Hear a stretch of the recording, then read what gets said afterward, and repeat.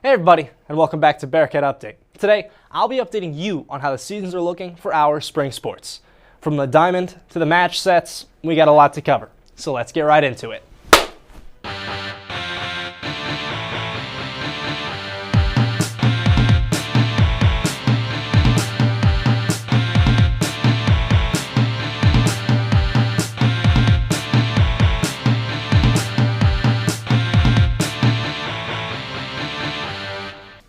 The number 50 ranked men's tennis team went on a 3-match win streak this week, knocking off number 44 Drury 5-2, shutting out Northeastern State 4-0, and taking down Augustana 6-1, improving to 9-7 overall. Northwest was dominant against Northeastern State, winning all 4 points. Leborn and Dominic Vinces took the number 1 double spot 6-3, while Henriquez and Subra cruised 6-2 at number 2. In singles, Constantine Fiel added a 6-4 and 6-2 victory, and MIAA Player of the Week, Henriquez, clinched the duel with a 7-6, 7-2, 6-2 decision at number 4.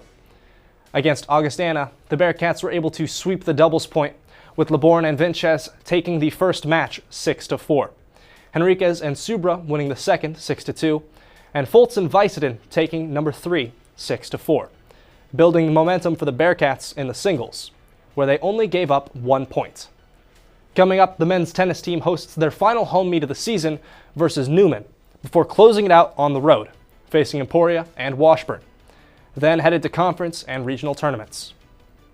The number 32 ranked Northwest Missouri State women's tennis team went 2-1 over a busy stretch this week. The Bearcats opened with a 7-0 sweep of Drury at the Roswell Tennis Center. Northwest then followed with a 5-2 victory over Northeastern State at the Genesis Indoor Courts, stretching the streak to 12 and moving to 13-1 overall, with a perfect 4-0 in MIAA play, tying for the third longest win streak in program history.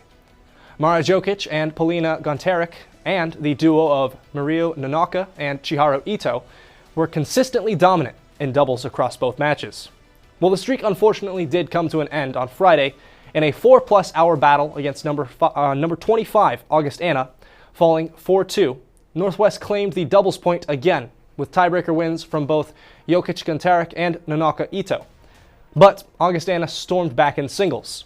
Nanaka kept Northwest alive with a gutsy 6-3, 7-6, 7-5 win at number 1, but the duel ultimately came down to a 3-set match at number 2, where Jokic dropped a hard-fought final set 7-5, clinching the duel for the Vikings. While they wrap up the final stretch of the season, they face UCO and Newman at home, before finally wrapping it up at Emporia State and Washburn. The women's tennis team will then look to finish their season at conference tournaments and regionals. Northwest drops to 13-2 overall, but remains 4-0 in MIAA play heading into conference season. The Bearcat baseball team extended their win streak to 7 games this week, as the Cats opened their road series against the Arkansas Fort Smith Lions with a dominant 9-0 shutout on Thursday, before completing a dominant doubleheader sweep the following day. In the opener, Jordi Ventura led the offense with a career-high 4 hits, 3 RBIs, and a home run, while John Connors added a 2-run homer. Ben Haug delivered a standout performance on the mound, striking out 12 over 8 scoreless innings and allowing just 4 hits. Northwest steadily built its lead and controlled the game throughout, which they continued to do in the doubleheader on Friday, while Northwest exploded for 31 total runs, locking down wins 20-8 and 11-10. The first game of the doubleheader was an offensive explosion. The Bearcats poured across 20 runs on 5 home run hits, including 2 grand slams in the same inning from Sam Warnson and Wilmer Jimenez, dismantling the Lions 20-8. Which ended the game after 7 innings. Frank Gall, Jeremiah Kabuyaban, and John Connors were among the standout performers. Game 2 was a back-and-forth thriller that came down to the wire.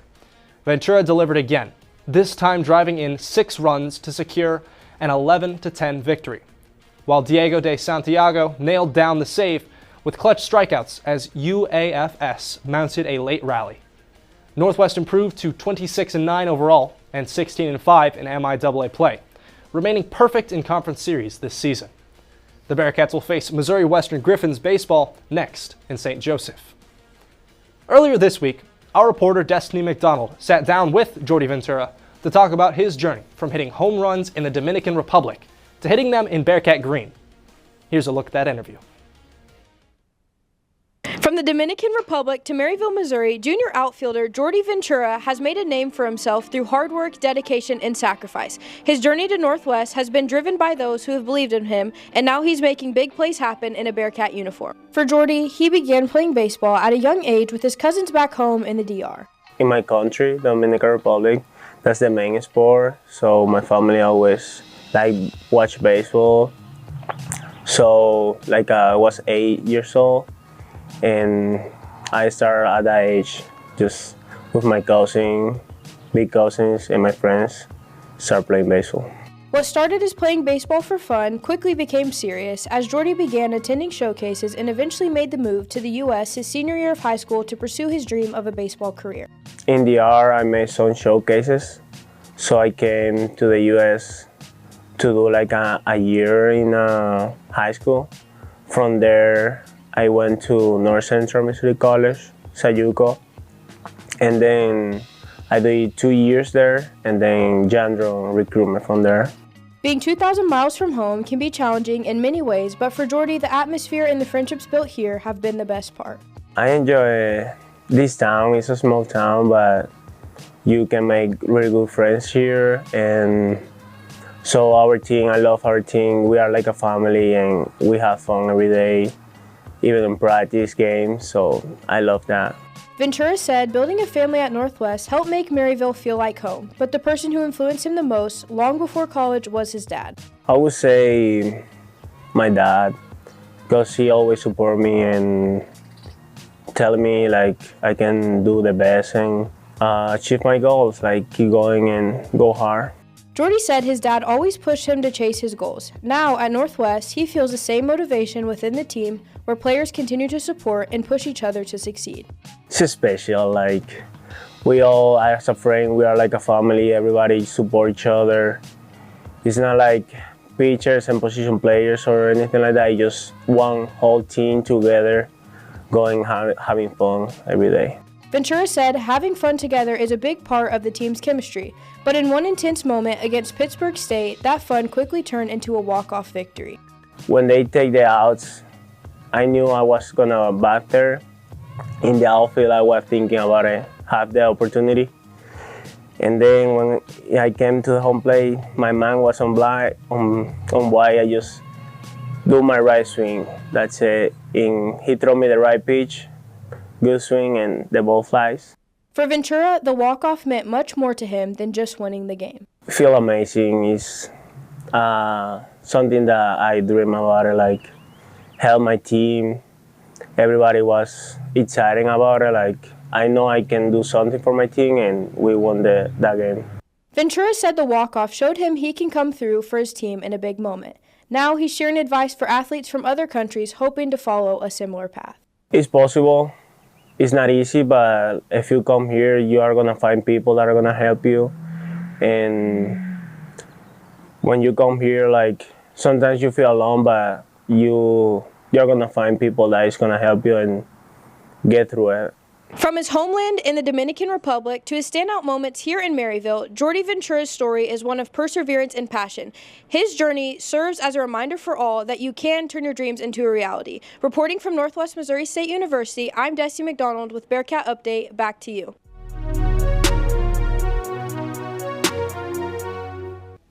Thanks, Destiny.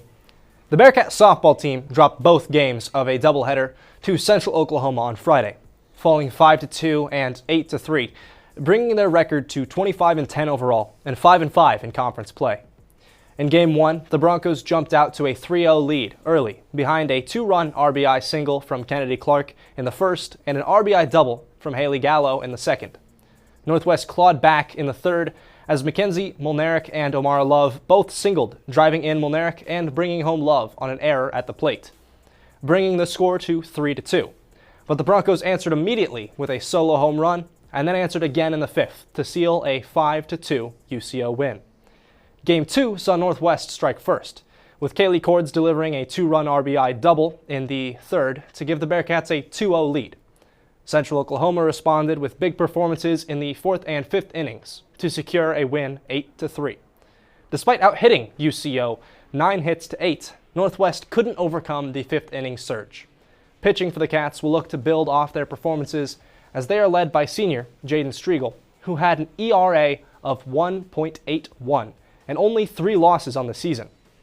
The Bearcats will return to action Saturday against Newman for an MIAA doubleheader in Wichita, starting at noon. And now, we're going to take our first break of the show. When we come back, Skylar Mosser and Jackson Phelps will give us their picks for the upcoming slate of MIAA and Bearcat games. We'll be right back.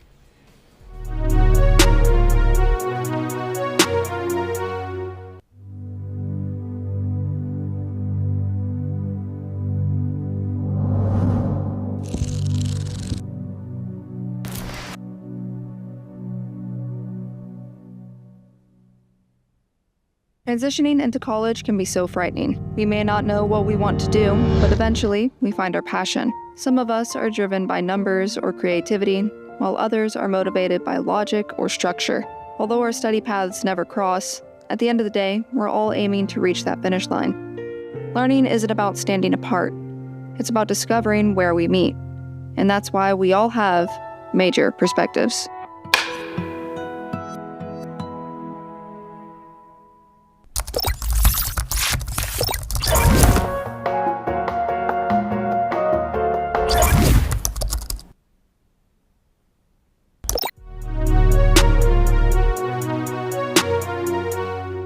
Hey everybody, welcome back to this week's edition of Porter's Picks. I'm Skylar Mosser, filling in for Gabe today.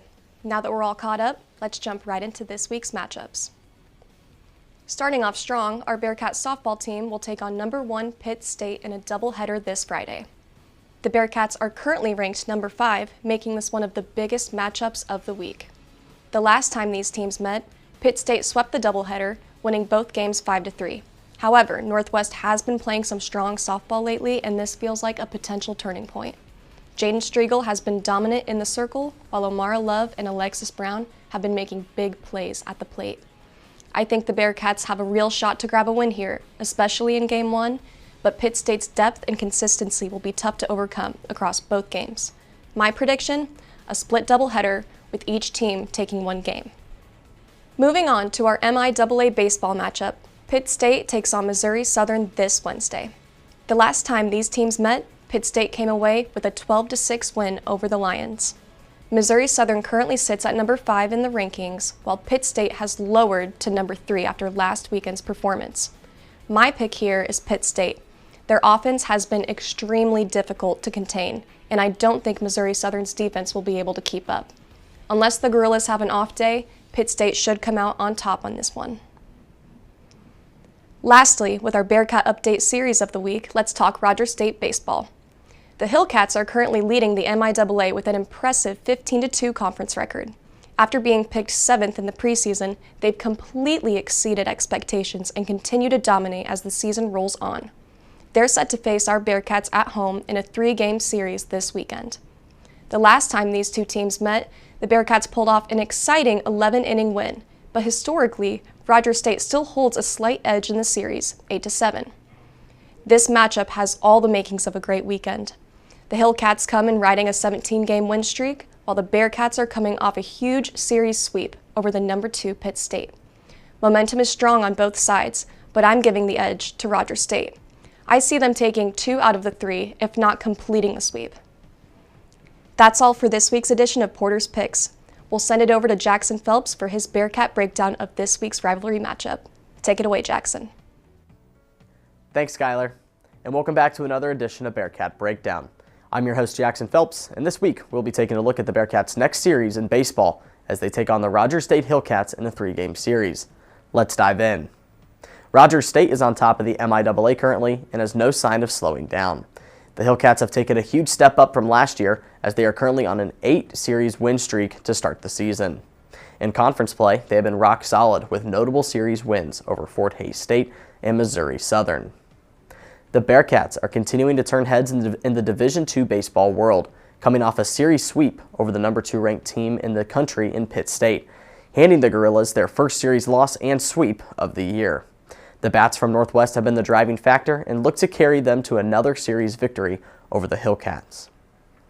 The Hillcats have been led in batting by senior outfielder Andres Contreras, who through 102 at-bats has posted a .459 batting average, along with 57 hits, 4 home runs, and 39 RBIs. And the ace for Rogers State has been Zach Horwath, and through 47 2/3 innings pitched, he has posted a 5-0 record, along with a 3.59 ERA, 19 earned runs, 27 strikeouts, and 17 walks. The hot bats for the Bearcats have been Wilmer Jimenez, and through 122 at-bats, he has posted a .328 batting average, along with 40 hits, 10 doubles, 4 home runs, and 24 RBIs. The ace on the mound for the Cats has been Jeremy Evangelista, and through 7 innings pitched, he has posted a 2.57 ERA with 4 hits, 2 earned runs, 8 strikeouts, and 4 walks. After taking a look at the teams and players in this matchup, it will be a very close series once again for the Cats. But unlike you, Skylar, I will take the Bearcats in this series to pull off another stunner, as I have them winning 2 of the 3 games. If the front half of the lineup can start hot and the Cats can limit runners being left on base, I can see a great series win ahead for Northwest. Well, that's been it for another edition of Bearcat Breakdown. I'm your host, Jackson Phelps.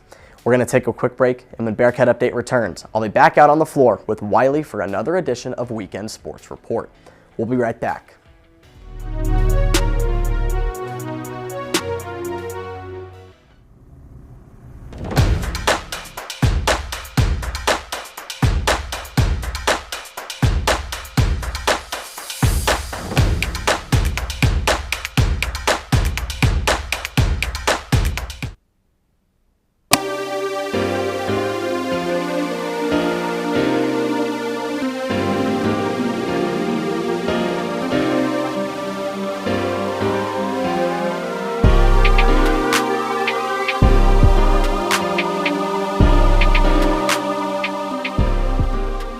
Local music, local artist.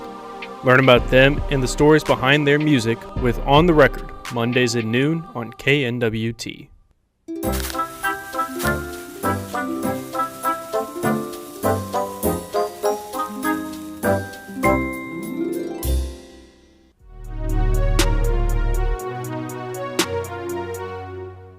Welcome into Weekend Sports Report. I'm Wiley Ray, alongside me, Jackson Phelps. We got a lot to cover today, so let's get right into it. Cue that intro.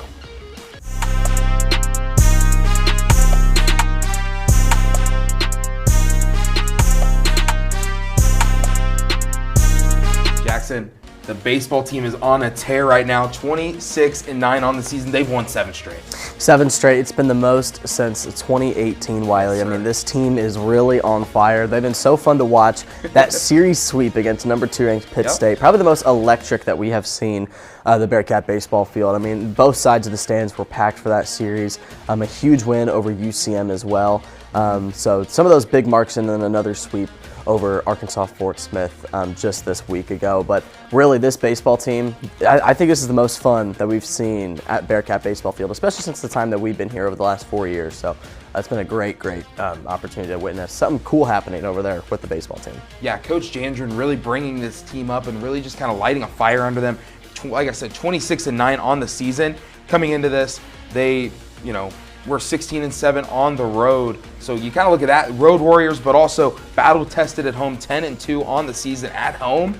This Bearcats team, Jackson, I'm speechless with how they've been performing. Coach Jandren is doing an amazing job here. You really look at that offense, and it's been an explosion. From last year to this year, you've seen some great players that have came in and put up some big runs. 20 runs against the game 2 of that Arkansas Fort Smith series. It ties the season high for runs in a game. And we were just talking about this before the shoot, that 59 runs in the last 5 games. I mean, that is a great number. When you're putting up almost 12, 13 runs a game, and you mark it with some good pitching outings in some of those games as well. Some of those you can kind of say got a little too close for comfort, but if your bats are hot and you're putting up runs on the board like that, it's really hard for the other team to make a push to get up into that. So yeah, no, the offense has been so fun to watch. Yeah, we talked about it last week, but after the shoot, we were able to go over to the Cat and watch the Bearcats team walk it off against Pitt State to seal the series sweep. And Jackson, this Cats team, call them the cardiac Cats the way they play close baseball when they need to. They really do. They love a good walk-off. I mean, we saw some good ones from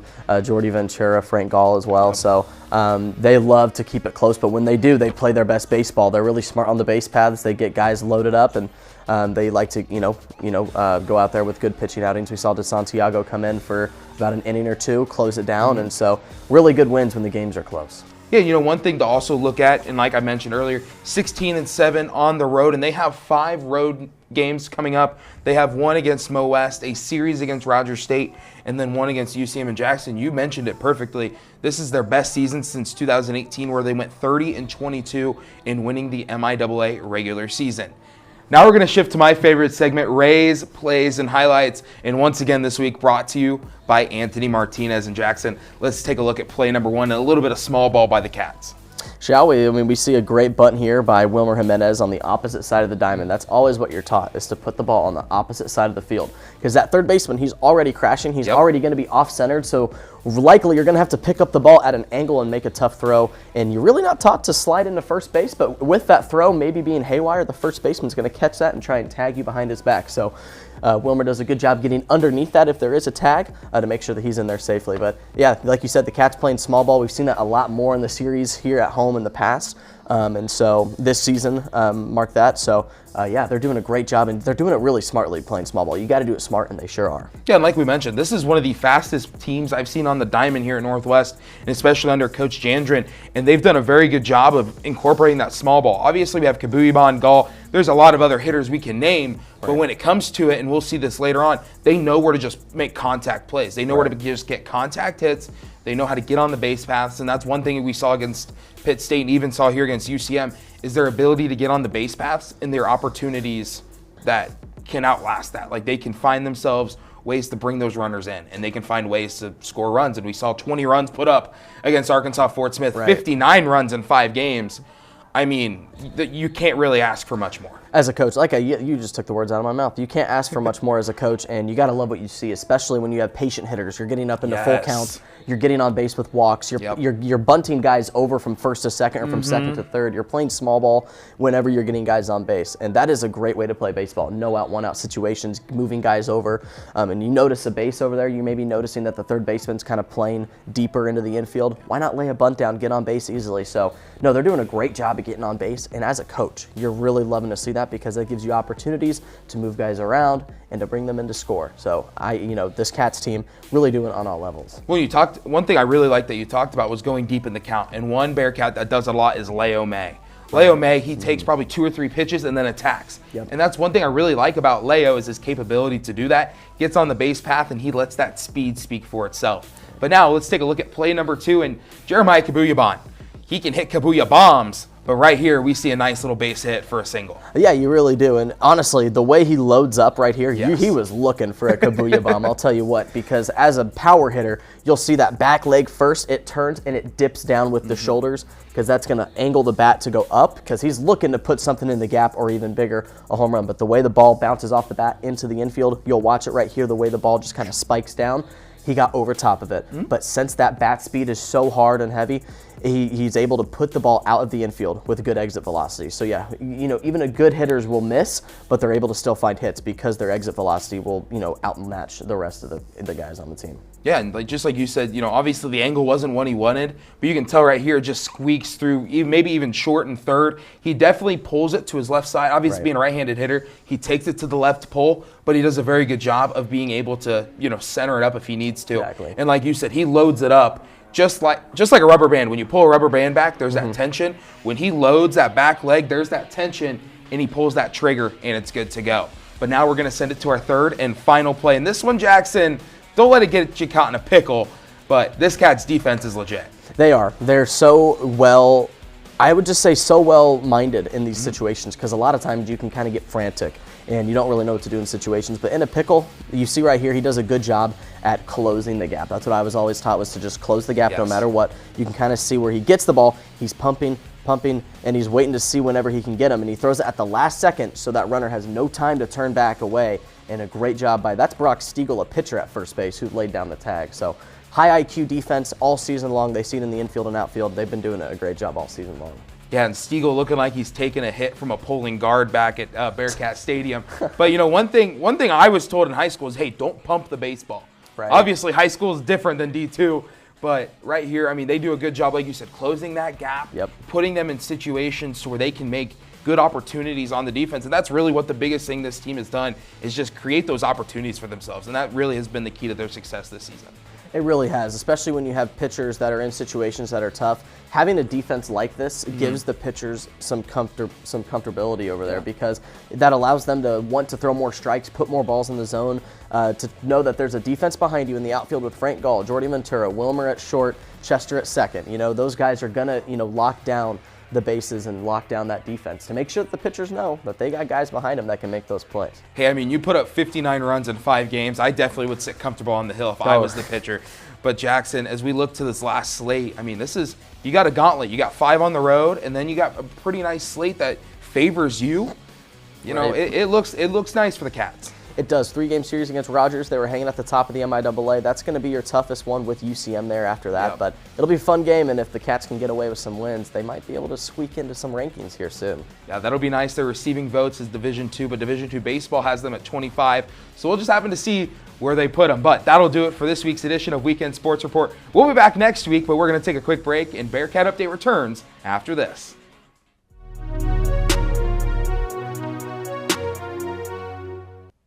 Welcome to KZLX-LP Maryville, an independent student-run station on the campus of Northwest Missouri State University. We play non-stop top 40 hits and offer a variety of different specialty shows. So tune in to KZLX 106.7. Hello everyone, and welcome back to your place for all things nerdy and entertaining, Nerd Central. We're back with a new crew, new packs, and a new... Never mind, I'm still the host. Yes! And, well, that's not all that's new. Here is our fun little quiz corner, where we take 1 to 2 people and quiz them on how nerdy they really are. Check out all of this on Fridays at 12 p.m., only on KNWT TV.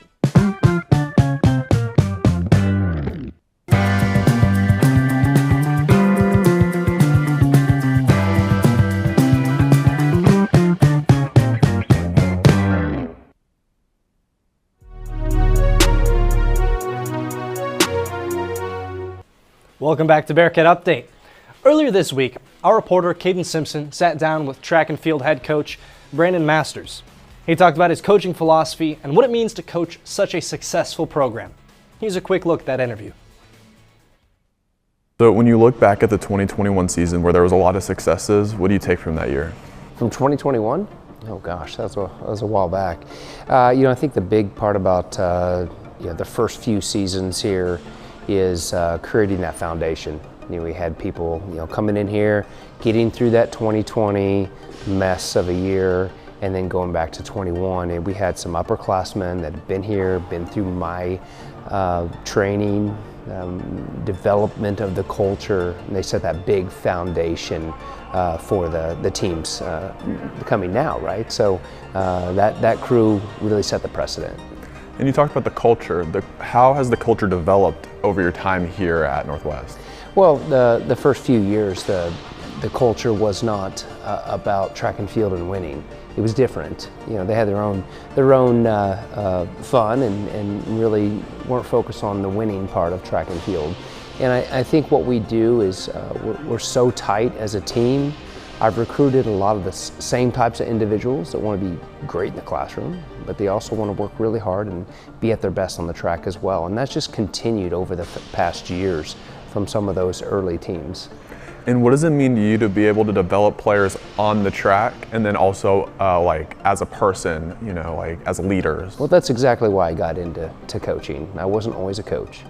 And so one of the biggest things was I wanted to be a mentor. I wanted to be a mentor and use the medium that is track and field in order to do that. And so this is such a great opportunity to focus on the academic side, the focus on the mentoring, how to set goals, how to work hard to achieve those goals, how to deal with frustrations and failure. And I think that's the big part about why I got into track and field.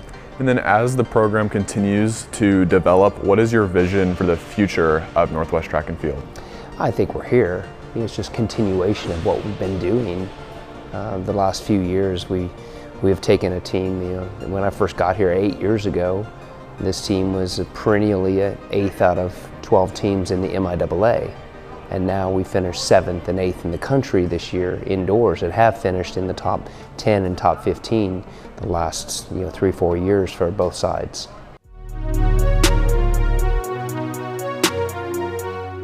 Thanks, Cayden. Well, that's all the time we have for today. I've been your host, Hayden Lavaley, and this has been Bearcat Update, the provider of complete coverage of Northwest sports. We're live every Sunday at 2, and you can find us on YouTube at KNWT TV. Along with Bearcat Update, you can watch KNWT's other content. So thank you all for watching, and we'll be back in no time.